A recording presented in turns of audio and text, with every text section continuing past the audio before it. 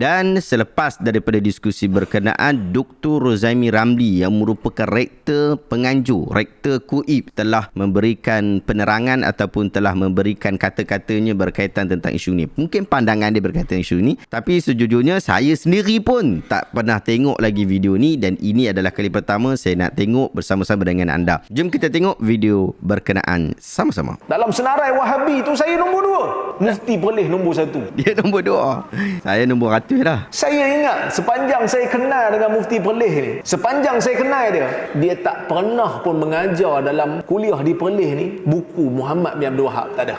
Tuan-tuan biasa dengar saya sebut dalam kuliah, saya dah berkuliah dekat Perlis ni setahun dah. Saya pindah Perlis ni setahun dah. Pernah dengar saya sebut? Tuan-tuan, berkata Syekh Muhammad bin Abdul Wahab ada? Buku tengok nota kaki ada Muhammad Abdul Wahab? Tak ada. Tapi saya nombor 2 dalam senarai Wahabi Malaysia. Dia. Video ni dipotong oleh Suara Sunnah Channel. Anda subscribe Suara Sunnah Channel. Kadang-kadang kita kat Malaysia ni, aku paksa orang. Benda tu khilaf dah. Tapi tengok orang buat lain sikit, dia pun marah. Tuan-tuan kena tengok dialog kemarin. Sabtu itu kita ada dialog Wahabiyah sesat ke Ahli Sunnah wal Jamaah. Tengok, saya cadang tengok. Kenapa? Sebab kita selalu kena tuduh Wahabi. Betul. Perlis lah terutamanya. Kan? Baca bismillah pelan, Wahabi ni. Tak baca kunut subuh, Wahabi ni. Tak tahlil, Wahabi ni. Tak talqin dekat kubur, Wahabi ni. Semua kena Wahabi kita ni. Kan? Tuan-tuan tengok dialog tu dekat YouTube ada 5 jam. Format dia format debat. Tak ada satu definisi yang jelas pun berkenaan dengan Wahabi ni siapa sebenarnya. Tak kemas. Orang yang kata Wahabi sesat, bila kita nak kata dia sesat, kita mestilah definisikan dulu. Kenal dulu. Wahabi ni ciri-ciri dia. Kita tak nampak. Wahabi ni apa? Definisi tak ada. Dia kata pengikut Muhammad bin Abdul Wahab, seorang ketua gerakan dakwah yang bersama dengan gerakan Bani Saud. Tuan-tuan kenal? Pernah dengar nama dia? Sebab tu dipanggil Wahabi, sebab dia daripada Muhammad bin Abdul Wahab. Orang Saudi hari ni. Saudi tu kira negara Wahabi lah tu bagi orang Melayu. Tapi kalau itulah definisinya pengikut gerakan Muhammad bin Abdul Wahab, maka saya bukanlah Wahabi. Betul lah tu, kalau ikut takrifan tu. Tapi kalau tengok dalam senarai Wahabi yang dikongsikan oleh Ustaz Engku tu dalam Facebook dia, nama saya ada dalam tu.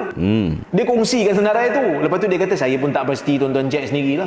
Dia pergi kongsi, dia pun tak pasti. Aduh, tak pasti jangan kongsi kan. Kan Nabi SAW pesan, kafa bil mar'i kadiban ayyuhadditha bi kulli ma sami'. Hadis yang sahih. Cukuplah bagi kamu tu berdusta kalau kamu sebarkan, kamu ceritakan semua benda yang kamu dengar, kamu tak semak dulu. Semaklah dulu, betul ke tak? Ramai tu dalam tu. Nama saya ada, nama Mufti Perlis ada, nama Salman pun ada. Tu yang Salman tanya tu. Di antara panel dia Salman lah juga. Siapa yang betul-betul kan? Dia tak boleh, dia kata dia tahulah sebahagian. Tapi yang lain tu dia kata dia tak pasti. Pergi share buat apa? Kalau betul, nama saya aku tak silap, nama saya nombor 2. Dalam senarai Wahabi tu saya nombor 2. Mufti Perlis nombor 1. Saya ingat sepanjang saya kenal dengan Mufti Perlis ni, sepanjang saya kenal dia tak pernah pun mengajar dalam kuliah di Perlis ni buku Muhammad bin Abdul Wahab, tak ada. Tuan-tuan biasa dengar saya sebut dalam kuliah, saya dah berkuliah dekat Perlis ni setahun dah. Saya pindah Perlis ni setahun dah. Pernah dengar saya sebut? Tuan-tuan, berkata Syekh Muhammad bin Abdul Wahab ada? Dia mengajar kita Abdul Wahab kan. Buku tengok nota kaki ada Muhammad Abdul Wahab? Tak ada. Tapi saya nombor 2 dalam senarai Wahabi Malaysia. Saya pun pening. Kok mana aku ni Wahabi duk menung juga seorang-seorang.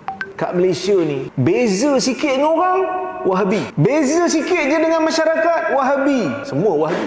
Semua jadi Wahabi Tak percaya jin telefon seorang ustaz Wahabi, tak percaya.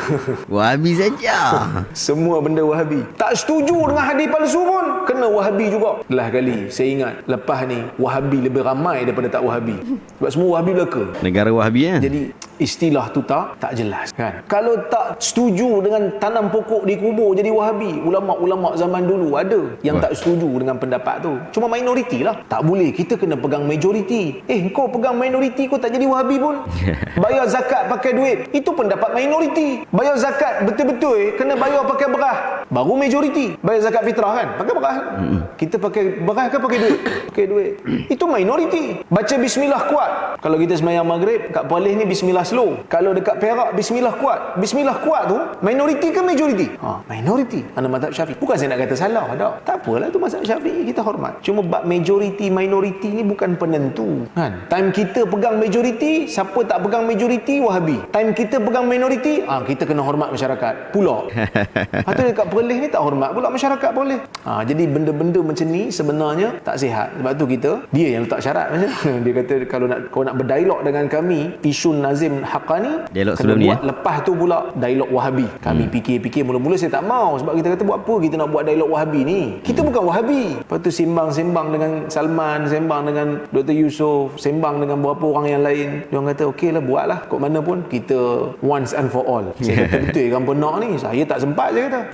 Pertama saya tak tekuni buku-buku dia. Yang keduanya tugas sebagai rektor ni tak mampu dah saya nak jadi macam dulu. Dulu masa jadi pensyarah sempat baca buat kerja-kerja akademik banyak sikit. Sekarang dah jadi rektor ni susah sikit. Dia nak tumpu isu-isu yang crucial, nak masuk debat ni tuan-tuan, paling tidak kena 2-3 bulan persediaan. Baca baca satu hal, nak kena faham satu hal, nak kena compare cross reference satu hal. Dulu boleh sekarang dah tak sempat dah. Tunggulah lepas saya tak jadi rektor nanti, mungkinlah. Itu pun masa tu dah tua dah.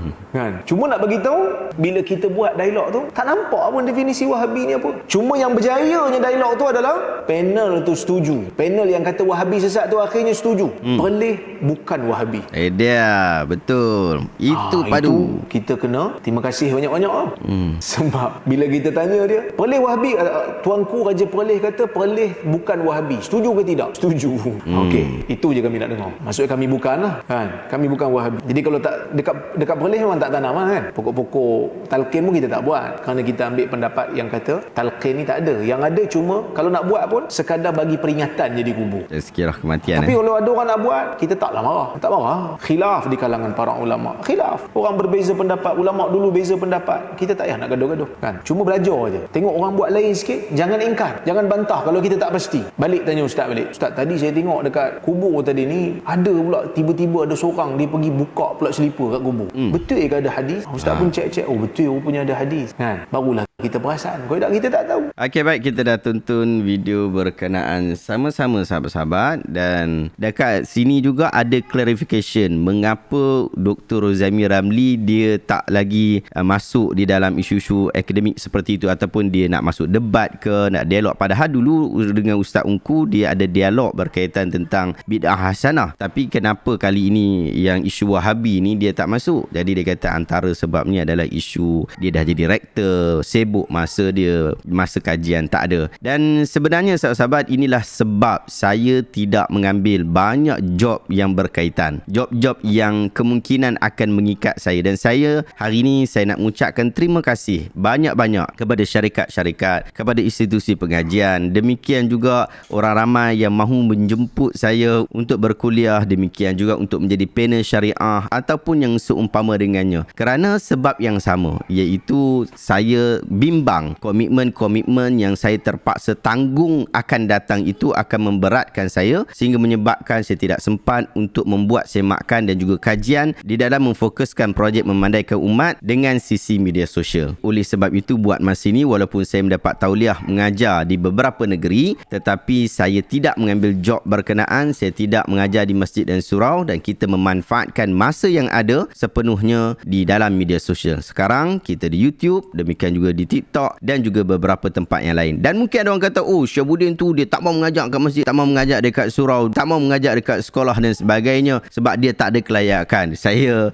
menafikan hal berkenaan. Apatah lagi saya memang ada tauliah mengajar di masjid-masjid dan kalau anda rajin sikit boleh cari dekat YouTube pengajian-pengajian yang saya telah isi di masjid dan surau. Semak di dalam YouTube ke, di dalam internet ke, dalam Google ke, buat semakkan sikit kuliah-kuliah saya di surau, di masjid sejak tahun 2013 hingga tahun 2021. Dan anda juga boleh tengok rakaman-rakaman slot saya di TV Al-Hijrah yang sebenarnya saya telah masuk di TV Al-Hijrah sejak tahun 2013 dan berakhir pada 18 September tahun 2021. Kita telah buat kerja berkenaan dan dengan pengalaman kita dapati bahawa kita kena hati-hati dengan kerja-kerja seperti itu kerana ia memerlukan masa yang panjang. Demikian juga isu yang kita tengah buat sekarang juga memerlukan masa yang panjang. Kita perlu pilih mana yang yang paling memanfaatkan umat dengan ilmu. Terima kasih banyak sahabat-sahabat. Terima kasih banyak sahabat-sahabat. Adakah anda dapat ilmu yang bermanfaat daripada video yang saya kongsikan hari ini? Jika anda rasa video hari ini bermanfaat dan anda nak bantu usaha projek memandaikan umat dengan ilmu bersama-sama di dalam komuniti kita,